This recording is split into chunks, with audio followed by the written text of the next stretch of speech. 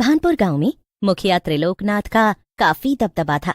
गांव के लोग मुखिया त्रिलोकनाथ की काफी इज्जत करते क्योंकि मुखिया जी गांव के लोगों की काफी मदद किया करते। लेकिन मुखिया जितने ही सज्जन व्यक्ति थे, उतना ही मुखिया का बेटा रतन गांव के लोगों को परेशान करता, उनकी इज्जत नहीं करता और अपने पिता का नाम खराब कर रहा था। रतन बेटा, सुना है तूने कल रात पीकर गांव के श्यामलाल को पीटा है? क्यों?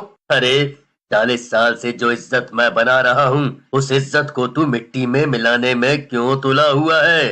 इसका मतलब आपसे श्यामलाल ने आकर शिकायत लगाई है कि मैंने उसे मारा है, लेकिन उसने ये नहीं बताया कि वो मेरी गाड़ी के सामने आ गया था। मुझे अच्छे से पता है कि तू गाड़ी कैसे चलाता है। मेरी इज्जत को यूं गांव में नीलाम ना कर। ठीक है, समझ गया मैं। चल भोला, हमें नुक्कड़ पर जाना है। इतना कहकर रतन अपनी गाड़ी स्टार्ट करके अपने दोस्त भोला के साथ निकल जाता है। इधर मुखिया अपने बेटे को समझा कर परेशान था, लेकिन उसकी आदतों में कोई सुधार नहीं था। क्या करूं इस लड़के का? कुछ भी कहता हूं तो एक कान से सुनता है, दूसरे कान से निकाल देता है। भगवान जाने आगे इसका क्या होगा। ऐसे ही समय बीत रहा था, सब कुछ अच्छा चल रहा था। गांव के लोग मुखिया को उतना ही प्यार और इज्जत दे रहे थे जितना वो देते आए थे। लेकिन एक रोज रतन देर रात घर नहीं आता और अगली सुबह जब वो घर आता है तो अपनी गाड़ी में अपने दोस्त भोला के साथ एक लड़की को भी बैठाकर घर लाता है। उस वक्त मुखिया गांव वालों की बातें सुन रहे थे। अरे देखो देखो, मुखिया जी के बेटे ने ये किसकी लड़की उठा ली है? यहाँ की तो नहीं लगती, काफी गोरी चिट्टी है। विदेश की लग रही है। लगता है छोटे साहब ने शादी कर ली है इस विदेशी लड़की से। कौन है ये लड़की? किसे लेकर आया है तू? लूना, ये मेरे फादर हैं। जरा इनके पैर छू लो। अरे फुट टच। ये सब क्या तमाशा है? कौन है ये लड़की और क्यों लेकर आया है इसे घर? तुझे लाज शर्म है कि नहीं? पूरी रात घर नहीं था और अभी आया है तो इस लड़की के साथ। अंकल, ये आपकी बहू है। रतन कुछ दिनों पहले ही विदेश से आया है, लेकिन वो विदेश से अकेला नहीं बल्कि लूना भाभी को साथ लेकर आया था। रतन लूना भाभी से प्यार करता था, इसीलिए उसने विदेश में ही लूना के साथ शादी कर ली थी और वो आपके डर से लूना भाभी को शहर में ही इतने दिनों से रख रहा था। गुस्ताख, तुझे पता है ना मैंने तेरा रिश्ता उदय सिंह की बेटी से तय कर रखा है, तो तूने ऐसा करने की हिम्मत कैसे की? मेरी जिंदगी मैं जो चाहे करूं। आप बोलने वाले कौन होते हैं पिताजी? आप सिर्फ गांव वालों के मसले सुलझाते रहिए। मुझे तो शादी करनी थी। आओ लूना बेबी, ये है हमारा घर।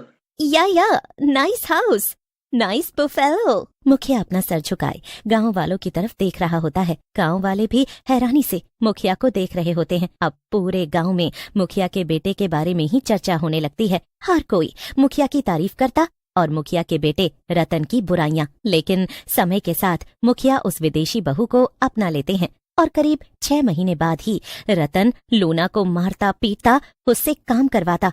रतन, जरा ढाबे पर जाकर देखा बेटा, आज रामू नहीं आया है। तो मुझे क्यों भेज रहे हो? आपकी बहू है ना, उसे भेजो। लूना, तुम चंदा के साथ ढाबे पर जाओ। नहीं, बहू कहीं नहीं जाएगी। और तुझे शर्म नहीं आती बहू को ढाबे पर भेजते हुए? ढाबे पर गांव के लोग खाना खाने आते हैं और वो ढाबे पर मुखिया की बहू को देखेंगे तो क्या कहेंगे?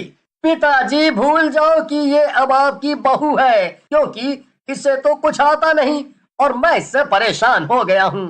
खबरदार जो तूने दोबारा ऐसी बात की। बहू, तुम्हें कहीं जाने की जरूरत नहीं है। रतन अपने पिता की एक नहीं सुनता और लूना का हाथ पकड़कर गाड़ी में बैठा लेता है और उसे ढाबे पर छोड़कर आता है। और उस दिन के बाद से लूना हर रोज ढाबे पर जाने लगती है। लेकिन एक रोज रतन गांव की ही एक लड़की से ब्याह करके उसे घर ले आता है। ये रतन की दूसरी शादी थी। ये देखकर मुखिया बहुत परेशान हो जाता है। इधर लूना का हाल नौकरानियों की तरह हो गया था, उसे घर का सारा काम करना पड़ता था। कुछ दिनों बाद ही लूना की तबीयत खराब होती है और रतन उसका इलाज भी नहीं करवाता, जिसके कारण लूना की मौत हो जाती है। इस बात से रतन को कोई फर्क नहीं पड़ता, क्योंकि वो अपनी पत्नी लूना के साथ नौकरानियों की तरह बर्ताव किया करता और उसने तो दूसरी शादी भी कर ली थी। लेकिन मुखिया को ये सब बहुत दुखता है।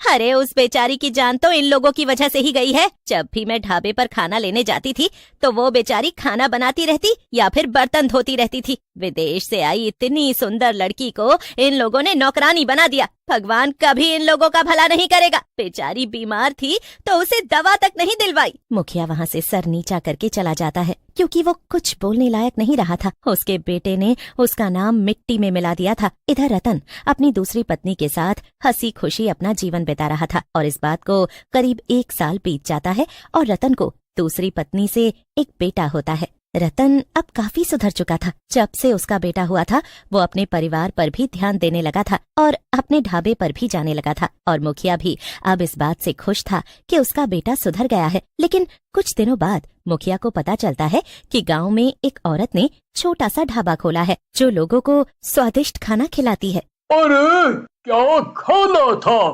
खाकर तो ऐसा लग रहा था जैसे आत्मा ही तृप्त हो गई है। मटन, चिकन, फिश करी सब था उसके पास, एक से बढ़कर एक लाजवाब खाना। अरे श्यामलाल, तू कहाँ से आ रहा है? मुखिया जी, मैं तो नए ढाबे से खाना खा कर आ रहा हूँ। वहाँ का खाना सस्ता और अच्छा था, बस उसी की तारीफ कर रहा था।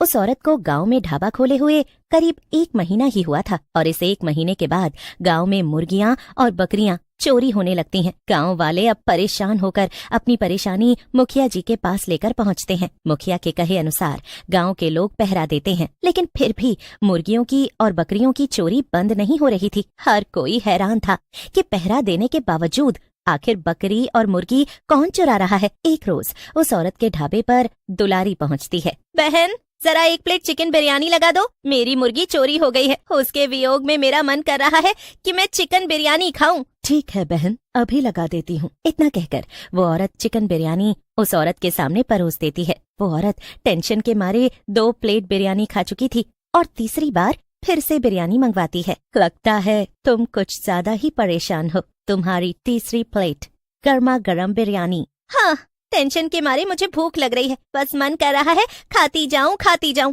और सब कुछ भूल जाऊं। तुम्हारे हाथ के खाने में इतना स्वाद कहाँ से आता है बहन?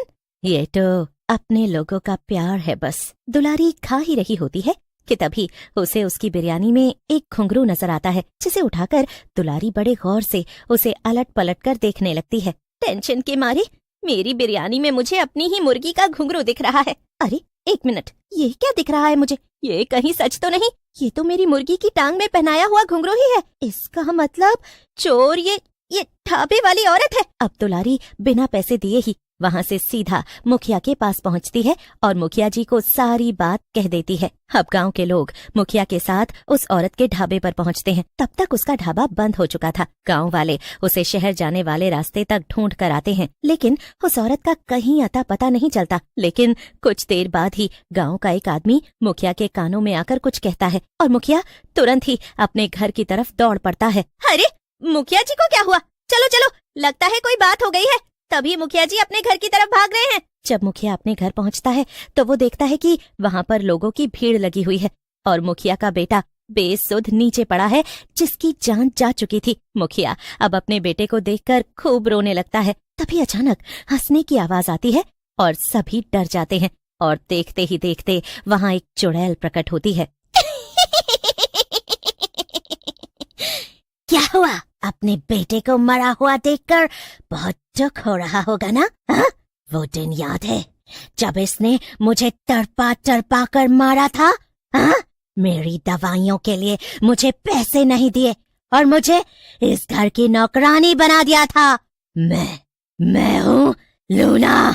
गांव के लोग हैरान हो जाते हैं। वो चुड़ैल जोर जोर से हंस रही थी। उसके लंबे लंबे दांत, लाल आंखें और डरावना चेहरा देखकर लोग डरे हुए थे। मुझे इसे मारना था और इससे बदला लेना था। मुझे पूरे 2 साल का वक्त लगा। इस दौरान मैंने इस गांव के लोगों के बीच जाकर ढाबा शुरू किया ताकि तुम दोनों बाप बेटे की हिम्मत टूट जाए, और ऐसा हुआ भी। और आज मैं इससे बदला लेकर खुद को मुक्त कर लूंगी। देखते ही देखते वो चुड़ैल अब मुक्ति पा लेती है, लेकिन वो सबके सामने अपने गुनहगार को मौत के घाट उतार जाती है।